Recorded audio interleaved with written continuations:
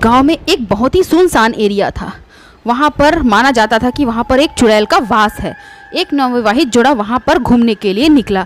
दोपहर में थक गए तो वो लोग एक पेड़ के नीचे आराम किए। उस पेड़ के ऊपर ही उस चुड़ैल का वास था। वह चुड़ैल उस स्त्री को देखकर बड़ी मंत्रमुग्ध हो गई और बोली, अरे वाह, इतनी सुंदर स्त्री तो मैंने आज तक नहीं देखी। देखते ही देखते वह चुड़ैल उस स्त्री के अंदर चले गई और उस स्त्री को ऐसा महसूस हुआ कि उसको कोई छुआ। अरे मुझे अचानक कोई छुआ, क्या हुआ भाग्यवान, तुमको क्या हो गया? मुझे ऐसा लगा कि मुझे किसी ने पीछे से छुआ और मेरी तबीयत भी कुछ ठीक नहीं लग रही है जी। चलिए ना घर चलते हैं, घूमने कभी फिर चले जाएंगे। ऐसा कहकर दोनों वापस घर आ जाते हैं। एक रात को वह स्त्री पूरा घूंघट ओढ़े हुए पलंग में बैठे रहती है और अचानक देखते ही देखते उसके बाल इतने लंबे होने लगते हैं कि वह पलंग से नीचे आने लगते हैं और देखते ही देखते घूंघट के अंदर वह स्त्री एक चुड़ैल का रूप धारण कर लिए रहती है। यह सब उसका पति बिल्कुल भी नहीं जानते रहता। वह सामान्य तौर पर अपने कमरे में आता है और अपनी पत्नी नेहा को आवाज लगाता है और जमीन के नीचे बालों को देखकर वह बहुत ही चौंक जाता है। अरे इतने लंबे बाल मीना के कैसे हो गए? कल तक तो इसके बाल बहुत ही छोटे थे। ऐसा वह सोचने लग जाता है। फिर वह मीना के पास जाता है और उसके पास जाकर बैठ जाता है और उससे पूछता है, अरे मीना, तुम्हारे बाल एक ही रात में इतने लंबे कैसे हो गए? ललिया को पास आए देखकर वह चुड़ैल जोर जोर से गुर्राने लग जाती है और बोलती है, खबरदार जो तूने मेरे घूंघट को हाथ लगाया, ये मीना मेरी है और सिर्फ मेरी ही रहेगी। समझ आया तुझे यदि तू मेरे घूंघट को हाथ लगाने की कोशिश भी की तो मैं तेरे टुकड़े टुकड़े कर दूंगी। अरे मीना, तुम ये कैसी कैसी डरावनी आवाजें निकाल रही हो? मुझे मेरे डर के मारे हाथ पैर कांपने लगे हैं। तुम ऐसा मजाक मेरे साथ मत करो यार, प्लीज। फिर ललिया कांपते कांपते उसका घूंघट खोलता है और जब वह घूंघट खोलता है तो नेहा अपने सामान्य रूप में रहती है और वह उसको देखकर मंत्रमुग्ध हो जाता है। अरे वाह मीना, तुम जितनी सुंदर सुबह दिख रही थी उससे ज़्यादा सुंदर तो तुम अभी सजी धजी दिख रही हो। पर ये तुम डरावनी डरावनी आवाज़ें निकाल कर मुझे क्यों डरा रही थी? फिर थोड़ी देर के बाद ललिया सो जाता है। फिर वह मीना फिर से एक चुड़ैल के रूप में बदल जाती है और जोर जोर से गुर्राने लगती है।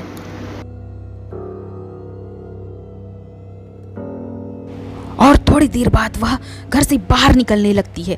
जैसे ही वह घर से बाहर निकलती है तो उसको एक चारपाई में आदमी सोता हुआ दिखाई देता है। वह उस सोते हुए आदमी को बाल को पकड़ती है और उसको सीधे हवा में उड़ाकर जंगल की ओर ले जाने लगती है।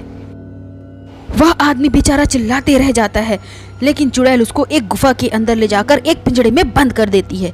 ज्यादा चिल्लाना नहीं, मुझे बस एक औरत की और जरूरत है, फिर मैं सर्वशक्तिशाली हो जाऊंगी। चुपचाप यही बैठा रहे, समझा तू? फिर वह चुड़ैल उस आदमी को वहीं पर कैद कर देती है और अपने घर वापस आ जाती है। फिर सुबह हो जाती है। मीना घर की सफाई में लग जाती है। अचानक ललिया आता है और वह देखता है कि उसके बाल छोटे हो चुके हैं। अरे मीना, कल तो तुम्हारे बाल पूरे पलंग से नीचे आ रहे थे, अचानक आज तुम्हारे बाल इतने छोटे कैसे हो गए? अरे आप कैसी बातें कर रही हैं जी, मेरे बाल तो इतने ही लंबे थे, मेरे बाल पलंग से नीचे कभी नहीं आए। यह सब सुनकर ललिया सोच में पड़ जाता है।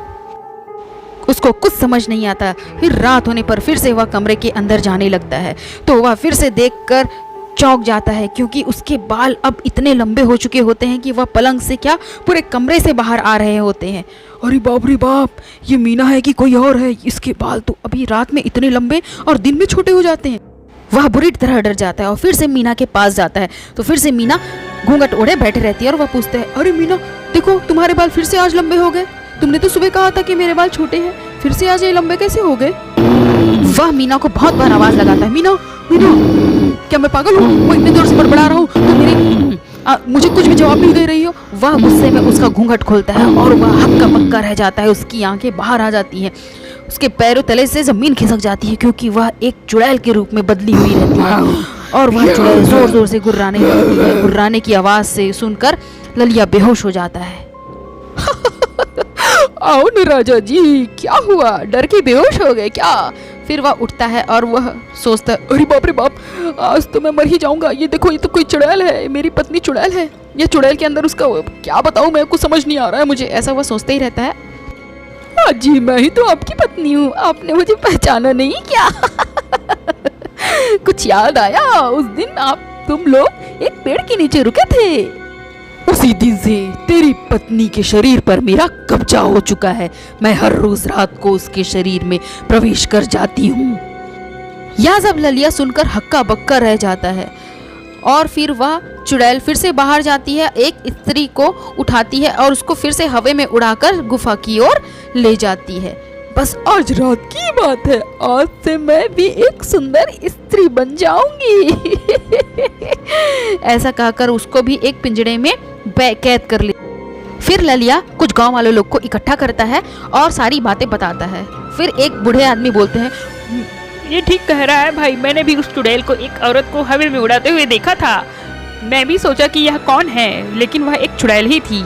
हमको सब मिलकर उसका सामना करना पड़ेगा। फिर वो सारे लोग मिलकर मशाल लिए हुए जंगल की ओर चल देते हैं और थोड़ी देर में जंगल में पहुंच जाते हैं। उन लोग को जोर जोर से चुड़ैल की आवाजें गूंजने लगती है, गुर्राने की आवाज गूंजने लगती है। वह उस आवाज का पीछा करते करते चुड़ैल की गुफा में प्रवेश कर जाते हैं। वो देखो, चुड़ैल वहाँ पे है, वो उन दोनों की बलि देने ही वाली है। हमें जल्द ही कुछ करना होगा। वो देखो भाई, चुड़ैल के बाल कितने लंबे हैं। मुझे लगता है कि सारी शक्तियाँ उस चुड़ैल के बाल में ही हैं। हाँ भाई, तुम सही कह रहे हो। रुको, मैं अभी उस चुड़ैल को मजा चखा कर आता हूँ, उसके बाल को मैं जला कर आता हूँ। और ललिया जाता है और मशाल से सीधे उस चुड़ैल के बाल को जलाने लगता है। वह बालों में आग लगाते थे। जैसे ही उसके बाल में आग लगती है और चुड़ैल जोर जोर से चिल्लाकर तड़पने लगती है। तूने क्या किया? मेरी इतनी मेहनत में तूने पानी फेर दिया। तूने मेरे बालों में आग लगाकर मेरी सारी शक्तियां ही खत्म कर दी। और देखते ही देखते वह चुड़ैल मीना में के शरीर को छोड़कर वहां से छूमंतर हो जाती है, गायब हो जाती है, भस्म हो जाती है। और इसी तरह से मीना फिर से अपने पति ललिया को मिल जाती है और सारा गांव भी उस चुड़ैल के चक्कर से मुक्ति पा जाता है। इसी तरह से मजेदार कहानियां देखने के लिए मेरे चैनल को लाइक शेयर एंड सब्सक्राइब करिए। आज का वीडियो देखने के लिए आप सभी दोस्तों का बहुत बहुत धन्यवाद।